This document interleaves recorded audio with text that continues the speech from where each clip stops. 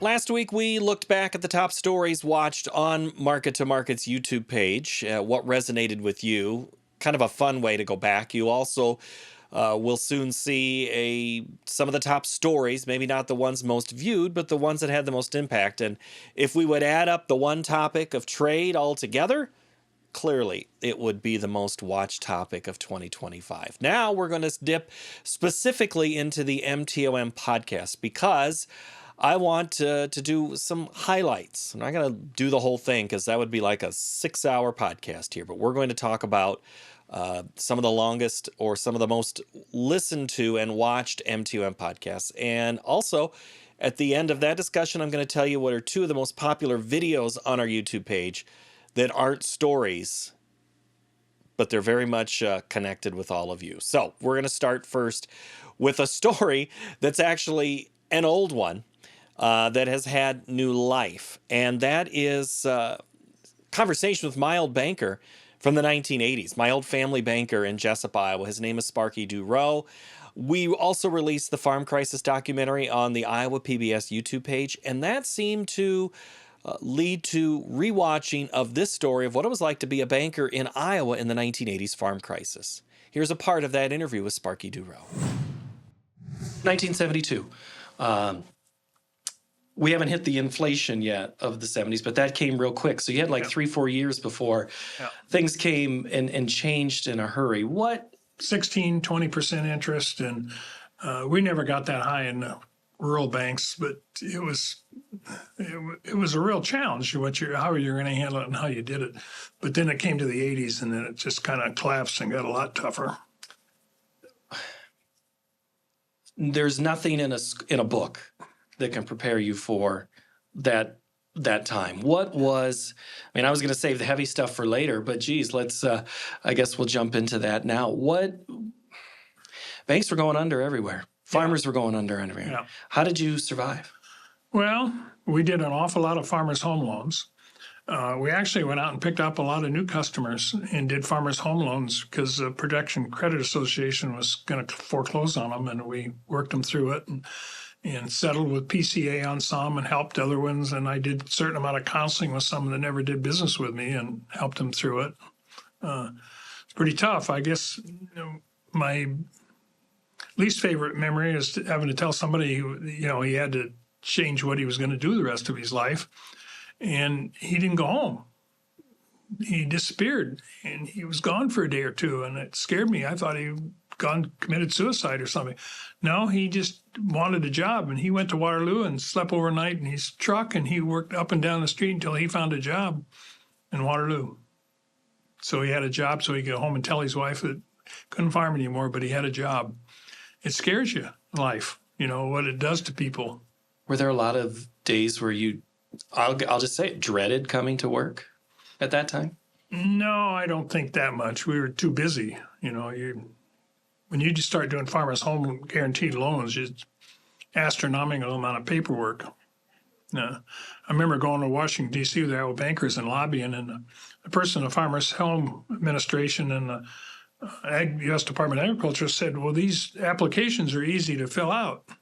I told him I had a degree in agriculture and I've been to graduate school, and they're damn hard to fill out. And it's almost impossible sometimes to get them done correctly. And your guys are saying they're written so you, a seventh grader, can fill them out. You're crazy. But you just had to stay at it. There's a tremendous amount of detail to doing one. Was the bank... You talk about the Iowa bankers. I've discussed with them about the ag economy of today. It's not the same. It's still based on the same things.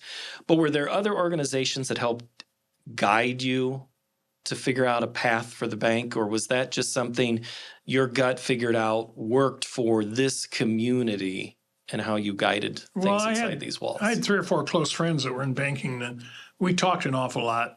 And you either worked at it or you were going to go under. In other words, you had to switch to farmers' home. The examiners were very difficult to work with when they came in and examined you. But they tried to be fair, but yet at the same time, it was so difficult to meet their regulations, so to speak.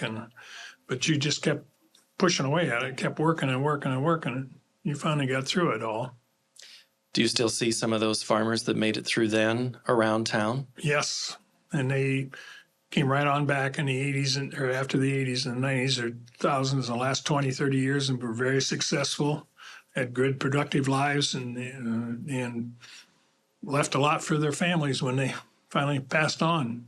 They made it, but there probably was more of them that needed to, but you couldn't hardly do it, get everybody. What was the, not say scenario, but what was the makeup of trying to figure out who was going to get a chance to farm another year or two? How was that determined? I mean, was it all balance sheets? Was it age of the farmer? Was it Almost all balance sheets. Age didn't make much difference. Yeah. And what you could do if, family and just so many things on each one of them. We mentioned Dr. Daryl Peel is always popular whenever we put him on this program, whether it's in podcast or in the broadcast. And this was no exception. We're going to go to the November 4th discussion with Dr. Peel, where he talks about the cattle complex living up to its name. Doctor, I have read your name in print way more than I have, and I've always been sensitive to it because I know you. Which one of the media surprised you that called or emailed that wanted to talk to you about cattle? Oh my gosh, I've had calls from lots and lots of people, and really, I guess the way I would answer that is that it really goes back to earlier in the summer when kind of the public broadly and the media broadly figured out that beef prices were high. And I started getting calls from national media at a level that normally don't worry about cattle markets, but they do care all of a sudden when it affects consumers. And so that's kind of what started it. And then, of course, in the last few days, we've added a wave after wave of political statements and things to that has just ramped it up even more. So the short answer is I've talked to, it feels like everybody on the planet in the last 10 days. And now Paul. And now we're talking to Paul. Yeah, really, we're at the end of the planet here. Oh, yeah. No. It's all good. Well, it's still going. But I know the people who are watching this, they know how focused you are on this market, how much you know about the market. Have you had to, now your work is so important to an audience that you maybe didn't pay attention to as much before? They didn't know who Daryl Peel was and they didn't understand the livestock market. Have you made any new believers or people who sign up for whatever it is that you're talking about? Probably so, because the thing about these kind of situations, and honestly, in that sense, it's a lot like what happened during the pandemic. Same thing. We had lots of calls from people trying to understand very complex supply chains. Now we're trying to, and it all comes back to the basics of how the cattle market works. And again, to a lot of people that don't really understand the cattle industry, high beef prices just sort of seem to appear. They came up very suddenly. How did that happen? What can we do about it? Well, anybody that knows the cattle industry knows that we've been building to this for several years, and we've seen it coming within the industry. It isn't an instant thing, and certainly there's no instant cure. Once you're in a situation like we're in right now, just from the standpoint of the way cattle production works, there's no quick fix. So I've had to explain that over and over and over again to a lot of people at levels that just don't know that and don't worry about it most of the time. You understand markets enough to know that sometimes the market doesn't always tell the story immediately of what's happening on the ground. A, how long has this run-up been going? But B, when did it start before the run-up? Yeah, that's exactly, that is the story. And so I recently wrote a newsletter article trying to relay the fact that, from the last cyclical peak in cow inventories specifically in 2019, we started a cyclical liquidation, but then the drought took over, and it was really a drought liquidation that pushed us way farther down on inventories than we intended to be. So we've been building for this since 2019, since the 2020, really, when the liquidation started. And so we find ourselves in this hole. And then, of course, one of the things that happens in 2021 and 2022 was peak beef production, all-time record beef production in the U.S., but that was in part caused by the liquidation. The nature of the cattle industry is when you have more animals than you can keep. In this case, it was not really more than we wanted, but more than we could keep because of the drought. How do you pare those numbers down? You eat your way out of that inventory. So beef production went up in 2022. And then after that, it starts coming down. And then once you get to the point where now you're critically short of the productive part of the industry, the breeding herd, then beef production really starts to fall. And that's what we're seeing right now. And of course, we all know in the cattle industry that the next step is we have to save enough heifers out of that tight supply to start some rebuilding, which means that tight supplies have to get tighter before they can get better 3-4 years down the road. 2025 and the end of 2024 was part of our season-long celebration of our 50th season of Market to Market, and part of that was taking the show on the road. We did that with Christy Van Cheeseth in February of 2025 for a full discussion, we got to know her, how she got onto the program, and we also took audience questions from Cherokee, Iowa back in February of 2025. Here's part of that discussion. So I was actually born in Iowa. I was born in Algona. And then I grew up in West Bend, lived briefly in Okoboji. And then I like to say my parents had a midlife crisis. Sorry, Mom. But then we were in Arizona briefly, and then moved to Alexandria. So I've been in Alexandria since I was in 3rd grade. And so. Every time I ask about a town, Christy says, "Oh, I live there. Oh, I lived there." And you have relatives that are still in Iowa. Yes, my grandparents live in Dow's. I don't know if anyone knows where that is. It's right outside of Hampton. Yeah. Clarion.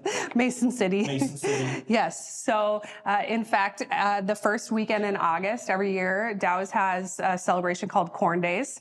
And we pretty much double the population in that town that weekend when everyone comes down. And I swear people are just like, "Oh, look, it's all the Roccos coming." And sometimes we like to really throw it out with like matching shirts even. Oh. It's pretty intense. So that's a big thing for family reunions. It's also a big thing at the Iowa State Fair. People will come to the fair and it'll be such and such family. It'll be the Bruxford family day, and that year they're wearing orange. Yeah. Or the next day will be a group of families. So you're one of those families. Yeah, so we actually grew up always eating tacos on Fridays. Not sure why this came about. I think most normal people go for like a pizza or something much easier. But so we actually have like my grandparents' last name is Rocco, so it says Rocco Tacos, and that's usually our shirt vibe we go with. And then, we keep growing off of that. Now we do like a bags tournament in the front yard as everyone's driving like downtown to go. They can see us playing our bags tournament. It's just, we're a sight to be seen. You have this connection to agriculture.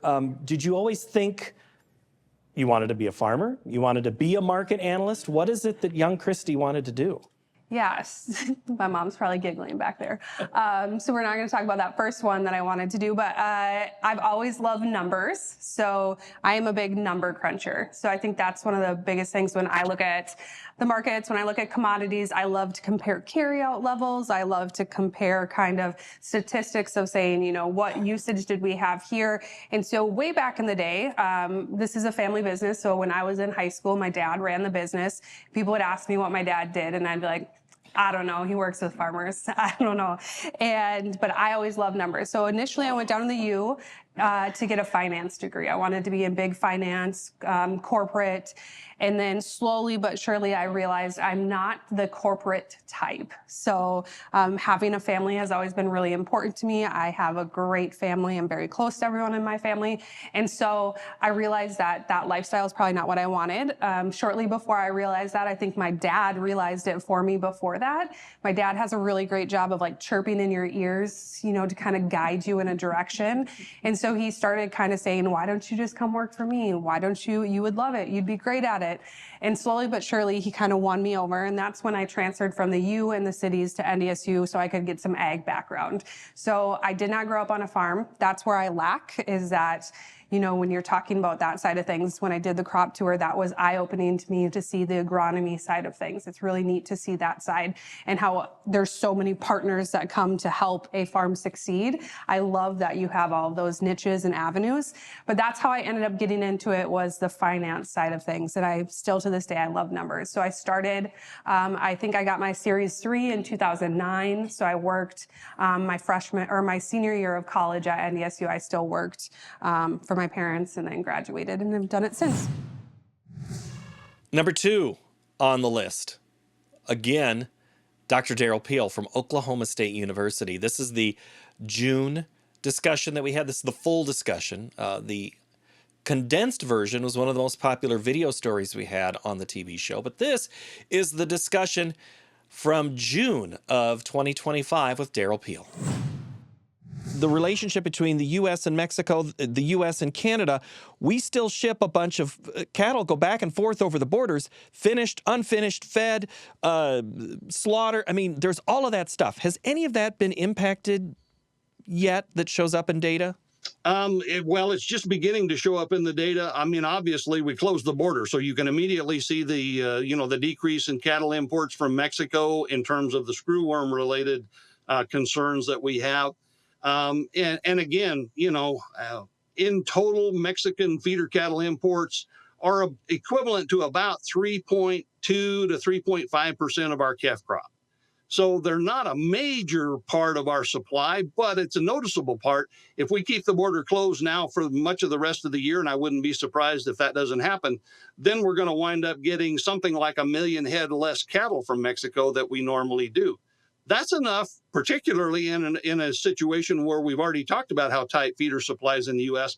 That will certainly contribute at the margin to the kinds of price supports that we're seeing in terms of the supply-driven market in the U.S. So, but again, it's evolved over time to get to be a much more complex situation on the North American continent, because we have some bilateral trade of cattle. We tend to import a lot more cattle, but we do export a few cattle to Mexico and Canada, especially Canada. And there have been times when we've exported significant numbers of feeder cattle to Canada. Mm-hmm. And then we have bilateral trade of beef products. And again, it's not just beef in the aggregate that matters here. It's specific products. It's a function of transportation issues, particularly with Canada. We trade roughly similar products in some cases with Canada, but the economic driver of much of that trade is simply the fact that both countries are wide east to west, and it's closer to ship products north and south in both countries than it is to ship it east and west. Right. And so a lot of that's just basic transportation economics when it's similar products. And so, boy, you've got all these things of specific product mixes and the market trying to sort out who wants stuff the most in terms of particular products, what the preferences are, what the value is ultimately. As well as these logistical things. And then, in the case of cattle versus beef, there's a time lag there, but they are connected. So if it's kind of like a balloon. If you push on one part of it, you can push it in, but it's going to pop out somewhere else. And so all of these things tend to be connected over time. The internal monologue in my head has been debating how to ask this question, but we're going to do it this way. Has anybody, if the scoreboard is all ultimately money and profiting, who has come out money ahead in everything we've just talked about, is in a better spot financially than they were 2 years ago through all of these economics of the higher price for cattle? I think it's pretty clear right now that the market is oriented towards the cow-calf sector. Okay, so the cow-calf guys are in the driver's seat. We find ourselves smaller. We didn't necessarily plan to be here. It was Mother Nature and the drought that pushed us to be 1 million head smaller than we were even a decade ago at the previous low. And the market is really focusing market incentives at the cow-calf level, telling us, we are smaller than we need to be from a market standpoint. And so the incentives are there. And as I said earlier, what that means for the rest of the industry, this very complex industry we've talked about, is that the price pressure is coming from the bottom up. And so the cow-calf guys are clearly in the driver's seat with calf prices and with returns to the cow-calf level. Everybody above them is dealing with the fact that they're buying and selling either cattle and beef or beef products or whatever, but they're all driven by a margin kind of a relationship where the bottom tends to be increasing farther and faster than the top is. And so, everybody's struggling. If you're even a stocker producer that simply puts weight on calves as feeder cattle, feedlots buy feeder cattle, sell fed cattle, packers buy fed cattle, sell box beef. Even retailers ultimately are going to feel part of this, particularly once we get into the tighter beef supplies. So the margins are being challenged for everybody above. I think packers have actually carried much of the burden up until now. They've struggled the most. Feedlots have actually not struggled as much yet as I might have thought they would, but I think they will see more challenges as we go forward. And usually when it's the packer that's in the driver's seat, that's when we get Congress involved. That's when there's hearings. That's when and here, I'm not saying people are feeling sorry for the packer, but they can see the packer isn't winning. And some consider that a victory too, Daryl. Well, I suppose so. Certainly it's a big change from what we had, certainly during the COVID period and all of the disruptions we had then. As these supplies were beginning to tighten through this process. And so, I don't think probably anybody at the producer level really feels sorry for packers, but I do hope they recognize part of what we tried to explain before is that the dynamics of this industry tend to average out over time. Yeah. And, clearly Packers did bank a lot of money at some points in time through that. They're giving it all back and then some in some cases now, and they're going to continue to struggle for at least another couple of years, and they know it at this point. So it's a long-term game for them as well, even though they turn over cattle very quickly. And the number one most listened to podcast of the MtoM in 2025 is, again, a topic that gets a lot of traction, and that's land. And we've had a couple of those, and if we add them up again, it would rival some of the trade stories that we've done on the TV show. But this is Tim Cook from Farm Credit Services. We're going to talk about Midwest land prices. So give part of this a look as he talks about the survey that they did and see if it kind of jives with what you're hearing or seeing. And it's just kind of always interesting to hear what's said from different vantage points. So this is the most watched story on our YouTube page of the MtoM podcast from 2025. Has farmland always kind of, I won't say chased the stock market, but kind of moved in concert with it a little bit?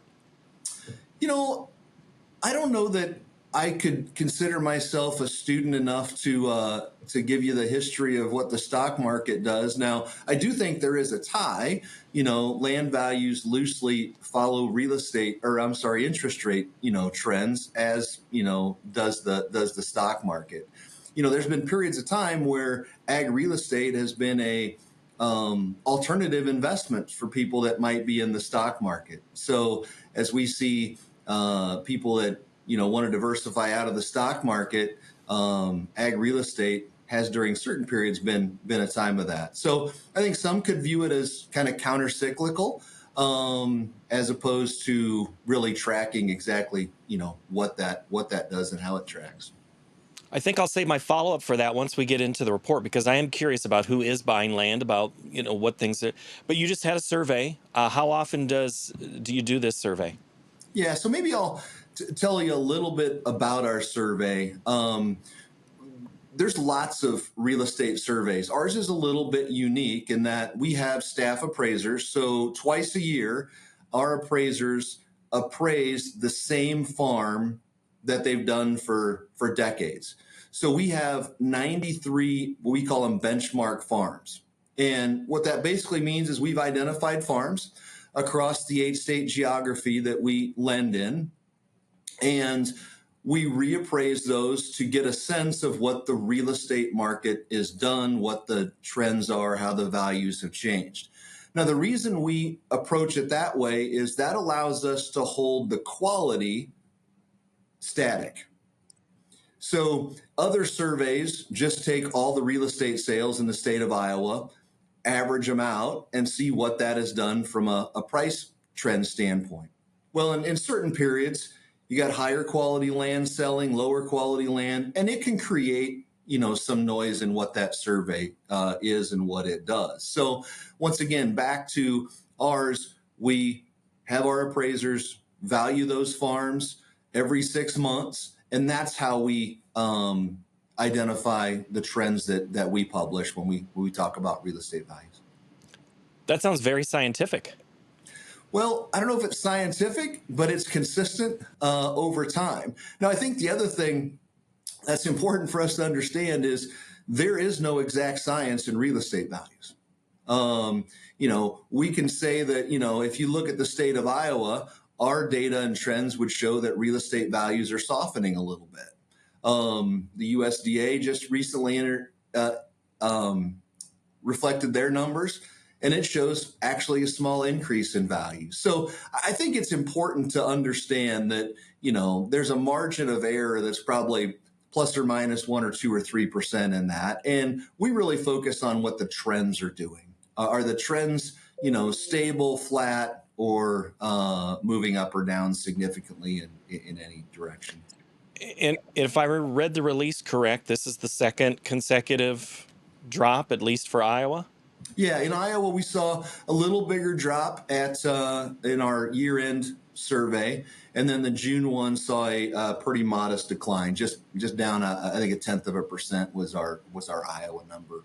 Anything driving that in particular? No, I think the things that are driving that real estate value are the three primary things we talk about all the time. We mentioned interest rates being one of them. Supply and demand is another one. And then the other thing is, I'll call it producer sentiment. What do the primary buyers of ag real estate view the outlook is for agriculture, commodity prices? If we think about the environment we're in right now, the outlook's not great from a commodity price standpoint. Now, especially if you drive across most parts of Iowa, I understand that maybe some of the rain we've got over the last period of time has changed some of the outlook, but it looks like we're going to have really good crops across most of the Midwest, specifically the Western Corn Belt, which is putting pressure on commodity prices. So I don't know that we're, headed into a period of significant decline and, losses, but the outlook's probably not the same today as it was, 2 or 3 years ago, coming off of, some really good prices. Do you get the sense that this is tied more to commodity prices than it is interest rates? I think the environment we're in now, if we call Iowa down to flat from a real estate value trend, I think one of the key drivers there, if we just look at the commodity price outlook, we should probably see much greater softening in real estate values than we've seen. Now, the other dynamic that exists specifically in Iowa is we're seeing reduced number of real estate sales. So if we think about a component of any industry and driver of price, it's that supply and demand dynamic.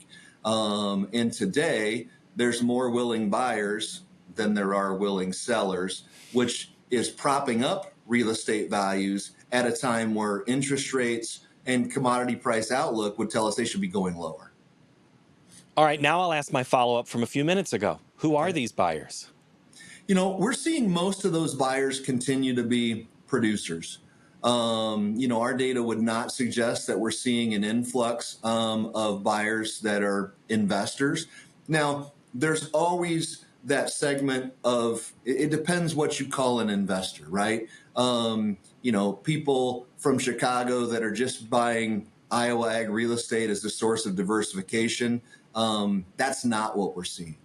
Now, somebody who grew up in Iowa on a farm, moved to Chicago, wants to own a good piece of Iowa real estate, I call those ag-informed investors to an extent.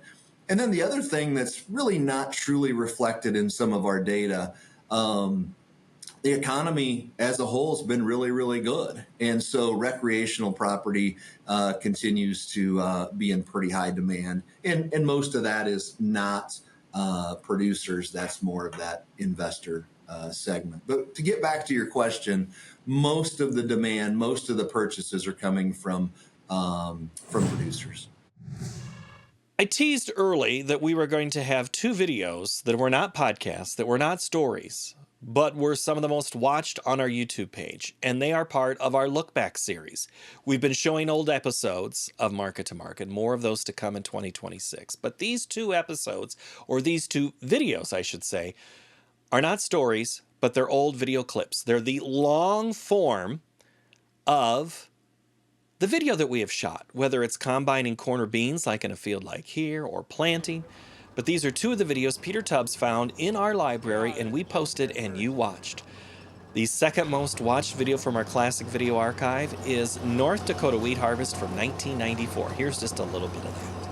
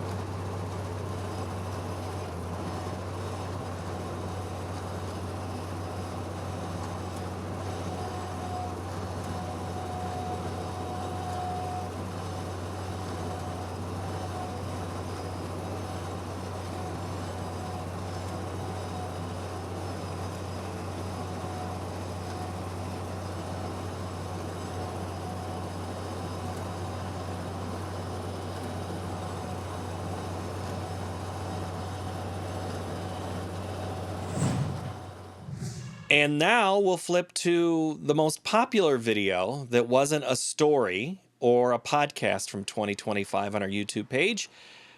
And it's one that I did not expect to be the most popular. You're watching it now. It's the Midwest, or I'm sorry, it's the Minnesota silage. It's based in the Midwest. Come on now, be with me now.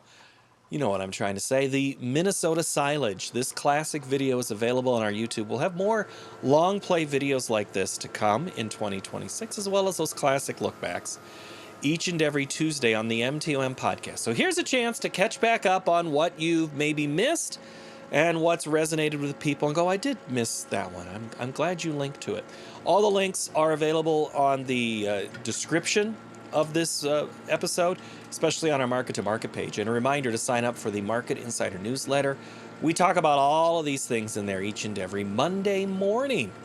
I'm Paul Yeager. Next week on the MtoM podcast, we'll go back to the guests and find out what clicks with people in 2026. I'm Paul Yeager. Thanks for watching, listening, or reading however you consume this podcast. We greatly appreciate you. And if you have any ideas for me, send them my way. Market to market at iowapbs.org. We'll see you next time.